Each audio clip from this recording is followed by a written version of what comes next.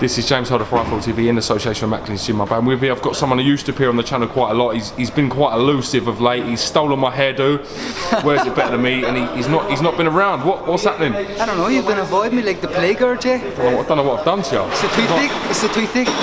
If I've offended the Conlans in any way, I can only apologise. You couldn't offend me. That's glad to hear it, man. Congratulations on the win today, Jamie. Could you talk to me a little bit about the fight? Yeah, it was just second gear performance. I wanted to work on a few wee different things, and I knew when I picked it up I would have got him out of there, but just wanted to try just different things we're working on in training camp. It's the first time in a while I've had a back-to-back camp with Dan, and it's my first back-to-back camp with Danny Vaughan, so yeah, I got in there and did what I had to do and tried different things out and got him out in 4, and I was happy with the performance. I mean, this was an easier fight on paper than what you had last time against Junior Granados, but with that mentality going into a fight, does it sort of worry you a little bit that you might take your foot off the gas? You gotta stay mentally on point, and lucky enough I am pretty mentally strong. I do a lot of focus and visualization work, and I felt mentally prepared for the fight, but also in the back of your head you do start to worry. Have you but we trained for a WBO Intercontinental defence, and it was only like the last week it was put down in the 8-rounder, so I was switched on the night and I knew what I had to do, and I just stuck behind the plan. I know you're going to be sick about talking about this, but I've got to mention it. Paul Butler was here tonight. Because of my tooth problems, I haven't had a chance to catch up with him and have a proper chat and that, but he's here obviously because he's looking at himself, looking at the fight. They're probably trying to build the fight a little bit. What are your thoughts on that fight?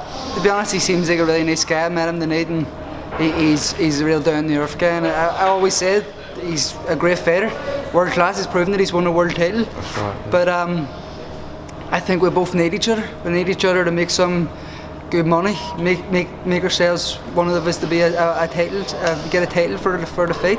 But I feel I have from the start felt I'm the better man. Even still now, I've moved to a better team with the MGM and with Danny and with Taff. They've pushed me on big time. I couldn't thank Danny and Taff enough. But it's something that's going to happen. Me and Paul there's not much in the later weights. It's great that we have each other. We build each other up, and we build this fight up, and we get him and put on a great show. I would love it to be in Dublin because this crowd want it bad. They really want it. Is there a stadium big enough for a fight like that? See, that's what they were saying tonight, that they actually feel this is too small now for it, and Paul said it to me tonight as well, that he feels it's too small for it. We can get something bigger in Dublin, yeah. I would love Belfast as well. Liverpool wouldn't bother me, because I know that the Liverpool boxing fans are just as good as the Irish. They understand their boxing and they appreciate it, so I feel it's a great fight. It's something that we're going to build. He gets his job done on December 19th, and we start to talk, have a good Christmas each, and then we start talking for the new year, and hopefully I'll see him across the ring next time I see him. You've been the talk of the Conlan house for many years, taking a lot of the limelight, people coming around, media requests, etc, etc. What does it feel to now be the brother of the most successful boxer in Irish amateur boxing history? Nah, you joking me? He's beat me up since I was a kid, I have to wait that he has his breakfast, then I have to have mine, I get his pyjamas when he's not using them, so no, listen, I've never stated how proud I've been.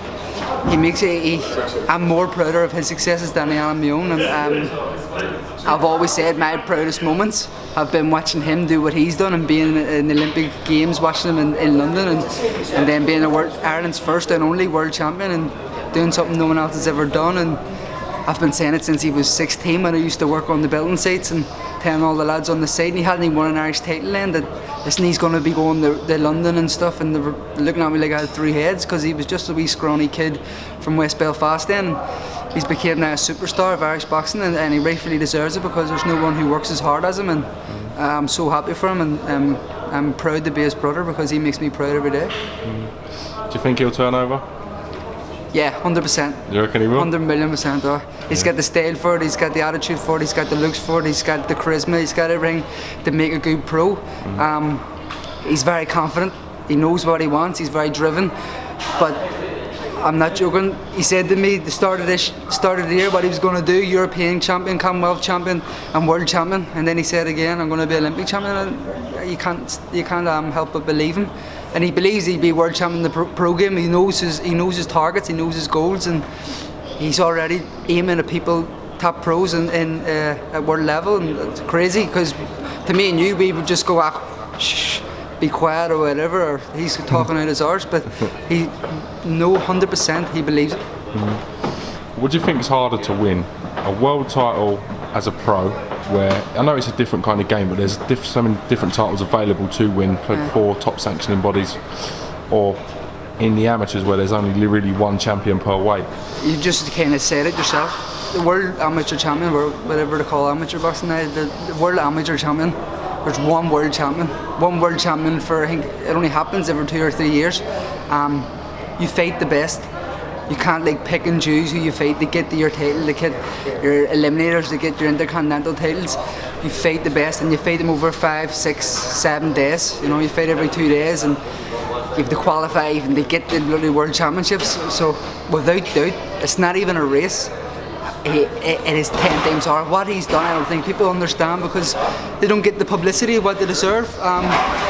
Himself and Paddy Barnes have been doing it now for the past few years, but Michael's actually jumped above Paddy. Paddy won't like you. No, Paddy won't like hearing it, but sure, Paddy's in the bunk beds with us, and he's at the bottom of the bed. He's just our doormat now, so everyone's getting too big for him. But what he's done, it's so hard that when you hear people being world champions, and as you said yourself, the WBA and others have like so many different world champions, it's become a farce. To be the world amateur champion, gold medalist in the world championships is unheard of in Irish boxing. Frankie Gavin did in English and British boxing, and what he's done is a remarkable achievement for someone from West Belfast as well. Alright, well listen, on that note, I'm not going to take up too much of your time. Looking very suave and debonair today. So yeah, and I can see you've made an effort. What are you up to now? What are you going to do? I will get back to the hotel, see all the lads. There's a good lad who came down from Belfast for the weekend, so I'll get the missus and we'll go and we'll get the team and try to get the rest of the lads out. Matthews and all, but they're in camp now, so I'll get the relaxed, fairly downtime of a 12-week camp, and I can't wait to be with the lads now and enjoy with the family. Well listen, right enough, enjoy your Christmas. You too, Jay. Thank you for talking to iFull TV. Cheers, thanks very much. Catch you real soon, mate. Good to see you all weekend, lad. Top man.